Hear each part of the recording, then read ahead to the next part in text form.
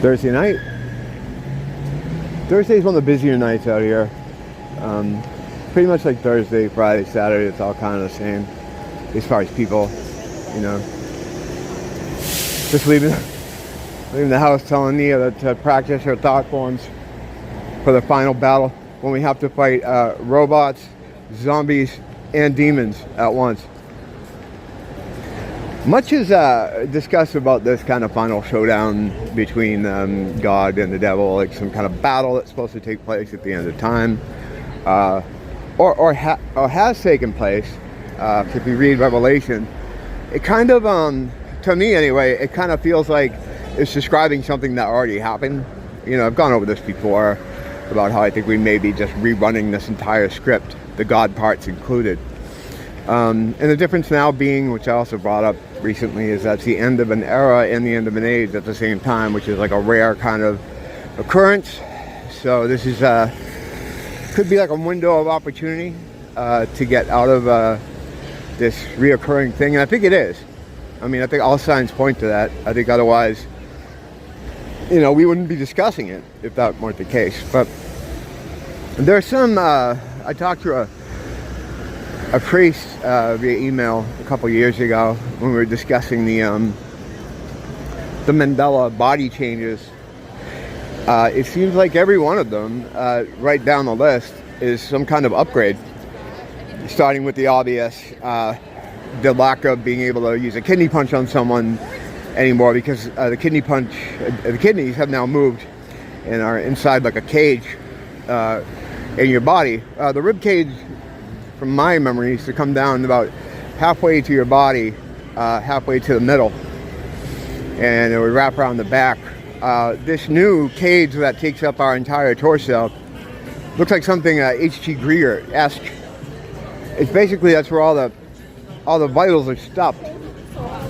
And you know, the skull has got a lot of upgrades. There are bones behind the eyes now, which keeps you from, you know, being able to do that. What was that movie, Tommy Lee Jones, and with the, what was it called? The boat one, where we went through the guy's eye to kill him.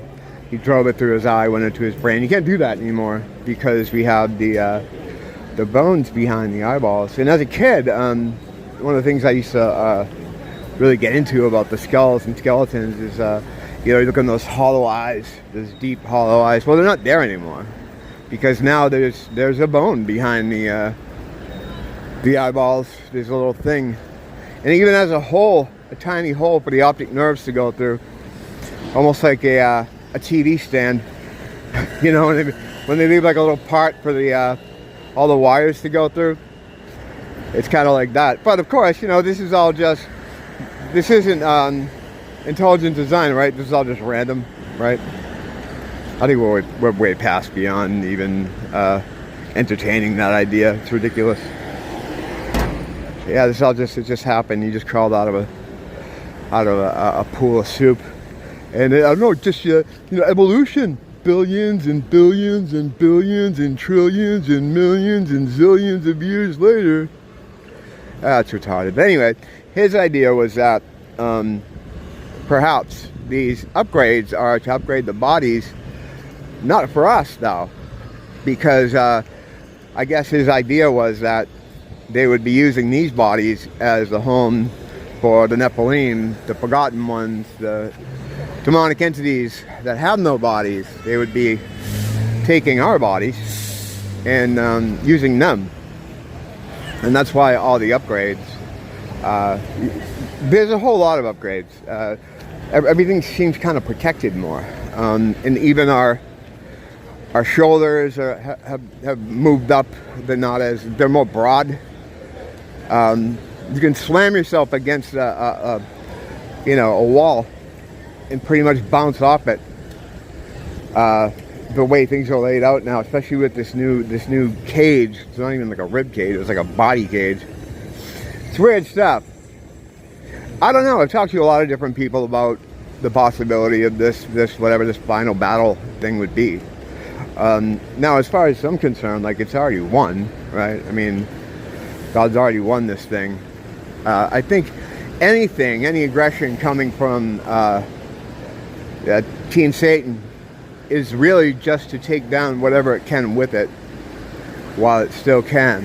And that's why society is kind of fucked up the way it is now. They're trying to just, they know they're losing. They know they can't win. But it's like they're grabbing everyone they can, thrashing. It's the dead beast on the ground, like with all the arms, thrashing its arms everywhere, trying to destroy anything it can before it goes down to the pit forever. That kind of thing. But if there was some kind of fight, and we would have to be involved in it in some way, it wouldn't be through the use of physical force. You can't really use physical force against these type of enemies, and that's hard for people to understand, you know, because people want to protect themselves, and this even extends to, like, you know, the New World Order type UN soldiers coming into your area. You really can't fight back against them in a meaningful way with force, because everything you're throwing against them, that's their force and aggression. You know, they have the Satan umbrella on them, so anything you do against them is simply going to come back and hurt you.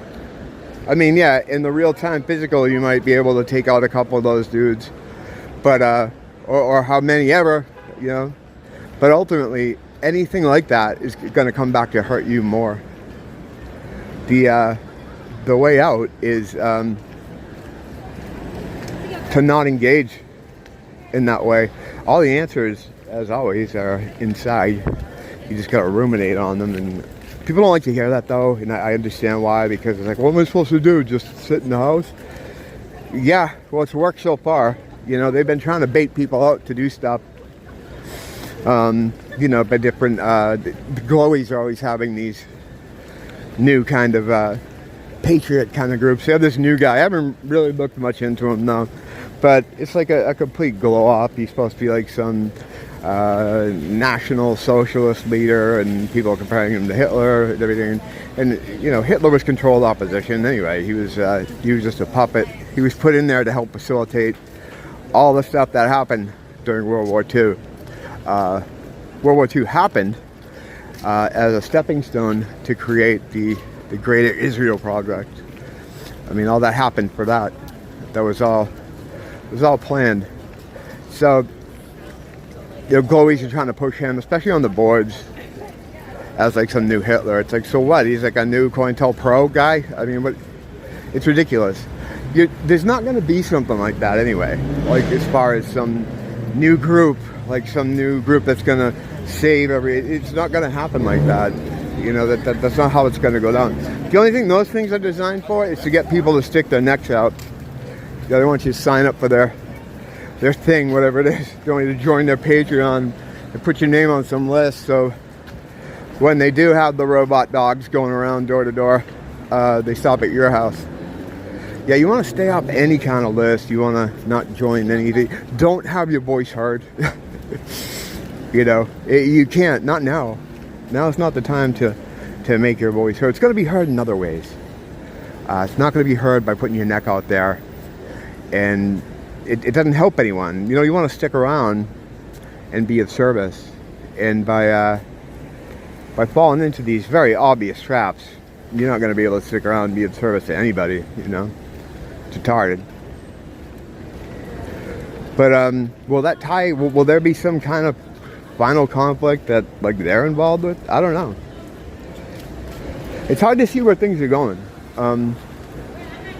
It's creeping up, this sort of end of days kind of dystopian situations feeling it's creeping up all the time, but you can't see it.